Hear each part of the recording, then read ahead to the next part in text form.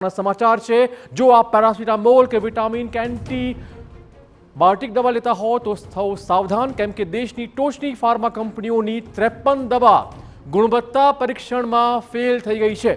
सौथी मोटा समाचार, देशनी सौथी मोटी ड्रग रेग्युलेटरी संस्था central drug standard control organization report में खुलासो थयो छे कि पैरासीटामोल सहित 53 दवा गुणवत्ता परीक्षण पास नहीं करी शकी, जेमां कैल्शियम, विटामिन D3 ની ગોળીઓ, ડાયાબિટીસની દવાઓ અને હાઈ બ્લડ પ્રેશરની દવાઓ સહિતની અન્ય દવાઓ પણ સામેલ છે।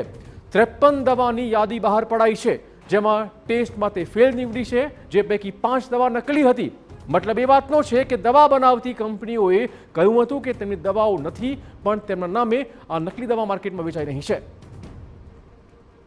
પ્રતિબંધિત દવાઓની યાદીમાં ખેંચ આવવી અને એન્ઝાઇટી માટે વપરાતી ક્લોનાઝેપામ ટેબ્લેટ, પેઇન કિલર, ડિક્લોફેનાક, શ્વાસબંધી રોગો માટે વપરાતી એમ્બ્રોસ્કોલ, ફંગલ વિરોધી ફ્લુકોનાઝોલ અને કેટલીક મલ્ટીવિટામિન અને કેલ્શિયમની ટેબ્લેટ્સનો સમાવેશ થાય છે। પેટના ચેપ માટે આપવામાં આવતી દવા મેટ્રોનિડાઝોલ પણ આ ટેસ્ટમાં નિષ્ફળ નીવડી છે, જે હિન્દુસ્તાન એન્ટીબાયોટિક્સ લિમિટેડ દ્વારા બનાવાતી હોય છે। આ તરફ એલ્કેમ હેલ્થ સાયન્સની એન્ટીબાયોટિક્સ ક્લેવમ 625 અને પાન ડી પણ ગુણવત્તાના ધોરણોમાં નિષ્ફળ નીવડી છે। બાળકોને આપવામાં આવતી સેપોડેમ XP50 ડ્રાય સસ્પેન્શનની ગુણવત્તા પણ નબળી સાબિત થઈ ગઈ છે। Pure and cure health care દ્વારા બનાવાતી શેલકેલ પણ આ પરીક્ષણમાં નિષ્ફળ નીવડી છે। આ ઉપરાંત હાઈ બ્લડ પ્રેશરના નિદાન માટે વપરાતી ટેલ્મિસ્ટન, વિટામિન B કોમ્પ્લેક્સ અને વિટામિન C સોફ્ટ જેલ, પેરાસીટામોલની દવા IP500 mg, ડાયાબિટીસની દવા ગ્લિમેપેરાઇડ પણ નિયત ધોરણને અનુરૂપ નથી।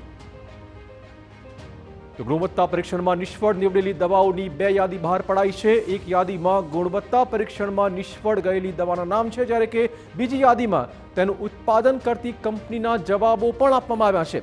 મોટાભાગની કંપનીઓએ તેના પ્રતિભાવમાં કહ્યું છે કે જે દવા પરીક્ષણમાં નિષ્ફળ નીવડી છે તે નકલી હતી અને અસલ કંપનીઓ દ્વારા બનાવાતી જ નહોતી। જોકે કંપનીઓએ કહ્યું છે કે તેઓ તેમની બનાવેલી દવાઓની પુનઃ તપાસ કરશે। મહત્વપૂર્ણ છે કે ઓગસ્ટમાં જ આરોગ્ય મંત્રાલયે એક કરતાં વધુ સંયોજન ધરાવતી 156 ફિક્સ્ડ ડોઝ દવા પર પ્રતિબંધ મૂક્યો હતો।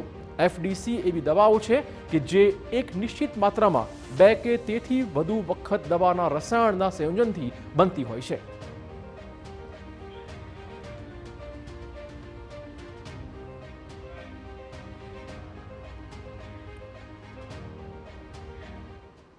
અને હવે વાત કરીશું